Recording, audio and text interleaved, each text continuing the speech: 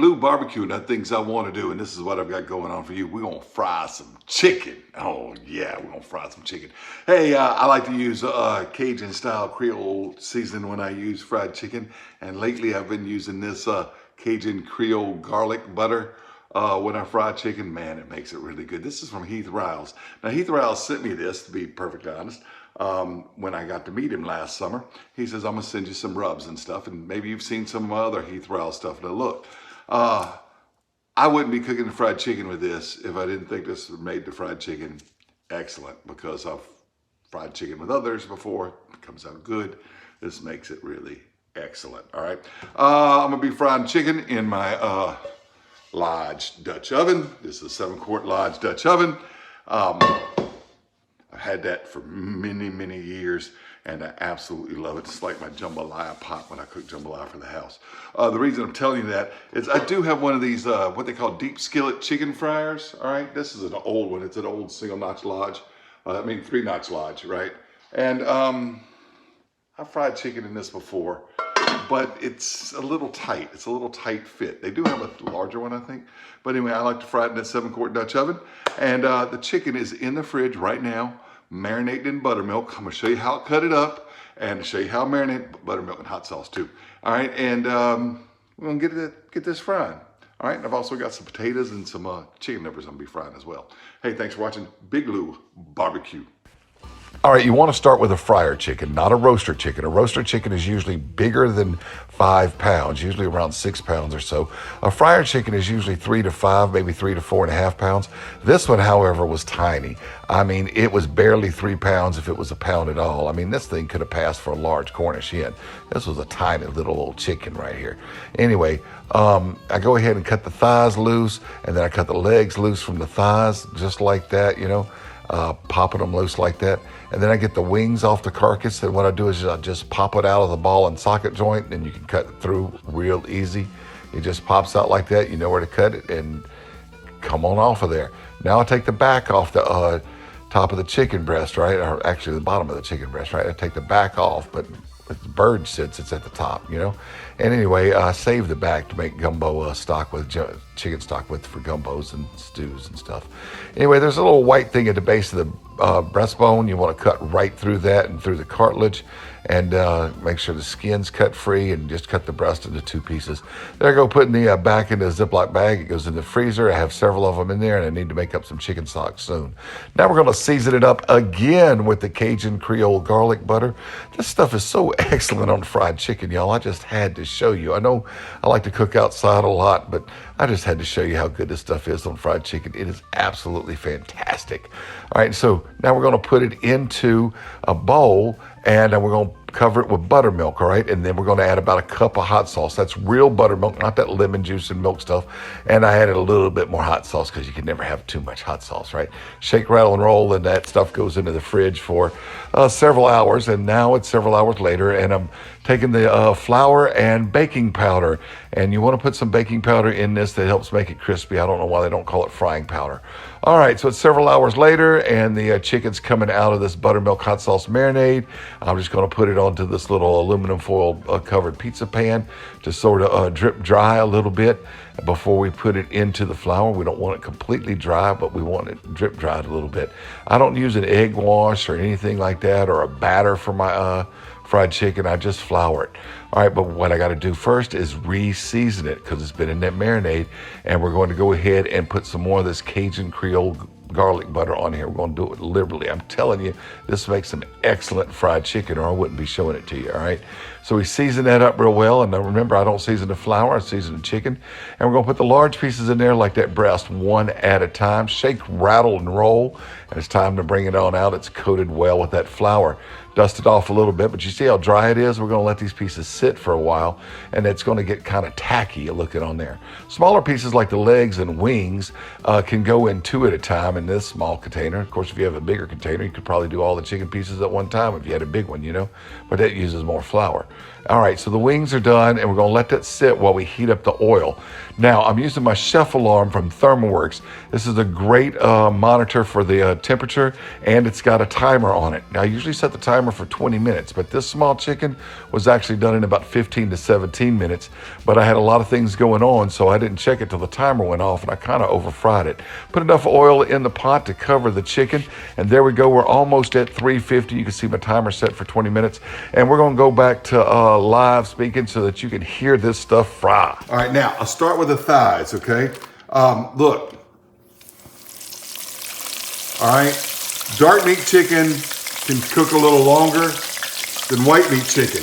The rule's all on frying. Put the big pieces in first, but I'll go ahead and put the thighs in first, then the breast, because they are big, even though the white meat doesn't take quite as long. Then the legs. Find a place over here to put the leg, like that. And then the wings go in last. I could even probably wait a few minutes for the wings, or I may wind up pulling the wings out a little early. All right? Anyway, we're just gonna let that just sit there. And in about 20 minutes, I'll check it with the instant read thermometer, the thermopin, and find out how the chicken's doing and pull it on out. All right, you see how much it's dropped my oil temperature to 269? I've turned my stove up just a little bit. I'm gonna bring it back up to about 325, and that's where I wanna fry this at, all right? You can see it's cooling down a little bit. I'm about halfway through, and what I need to do is I need to turn it over. To turn all these pieces over. Kind of getting a little brown on the bottom.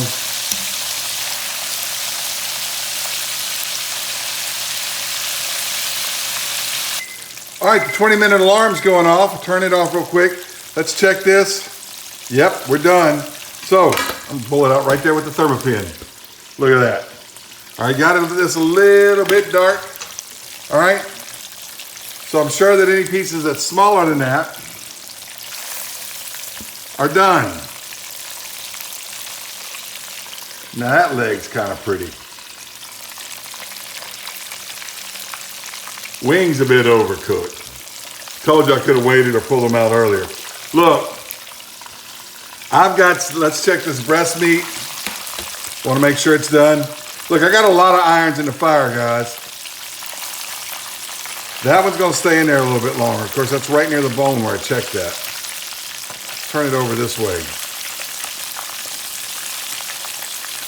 Yeah. Breast meat's done. Look, I got a lot of irons in the fire, okay? I'm cooking some chicken livers right after this in the same oil. And I got some cat head biscuits going in the oven about now. And so, yeah, I didn't get to this quite as fast as I wanted to. But that's my fried chicken. I've done worse. I've done better. I've done worse. All right? I'm gonna let it cool down. We'll do a taste test. Gotta get these chicken livers in this grease. These cat head biscuits in the oven. All right. I got a lot of irons in the fire tonight. I got some chicken livers fried over there. You hear sizzling. I got cat head biscuits in this oven that you see on right there. I've been making all that stuff up. 20 minutes was a little long for this little chicken. I mean, that was a little fryer. It wasn't a very big fryer at all. And if you're trying to fry a roaster, it may take as much as 45 minutes. Anyway, I should have probably checked this chicken at about 15 minutes. And of course, I told you that I probably should pull the wings out early. I didn't. They kind of got a little over fried. That's all right. There's a thigh. You know, I checked on it. You know, I'm not perfect. There's a reason people go to restaurants to buy fried chicken. You know, fast food restaurants, the commercial fryers, and it's got a system and all. But, so maybe I can't make fried chicken that looks as good as the restaurant. All right, maybe I can't. Hey, look at that leg right there. That's gonna be my test piece. Or that leg right there. That looks good. There's a little thigh. All right, maybe I can't make fried chicken that looks as good as the restaurant. But with that Heath Riles Cajun garlic stuff, I make it taste better. All right, so while those chicken livers are frying up, and I'm not gonna show you the chicken livers or the biscuits, because I got videos on biscuits and chicken livers and everything else.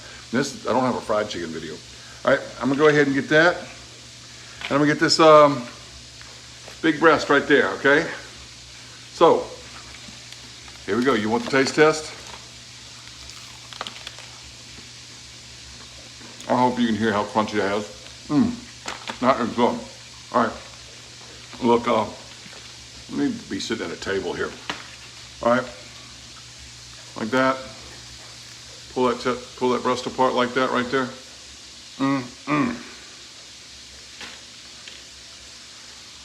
Man. Can you hear it crunch? I can, because it's in my mouth, you know. All right, look, there's breast meat, okay? Right there, you see? Oh, there's the camera, right there. See the breast meat coming apart? That's gonna be good fried chicken. It's a little too hot for me to eat that right now, but I just tasted it. That Heath Riles Cajun Creole stuff really makes this chicken pop. Might not have been the prettiest chicken I've ever cooked. Might not have been the prettiest chicken you ever cooked, but it darn sure some of the best, because I now use that Heath Riles Cajun Creole Garlic. What's it called? Cajun Creole Garlic Butter rub when I make my chicken. And I'll tell you what, it makes some darn fine chicken. I want to thank you for watching. I want to thank Heath Riles for sending me that. And I like to say it in Spanish. Gracias por verlo.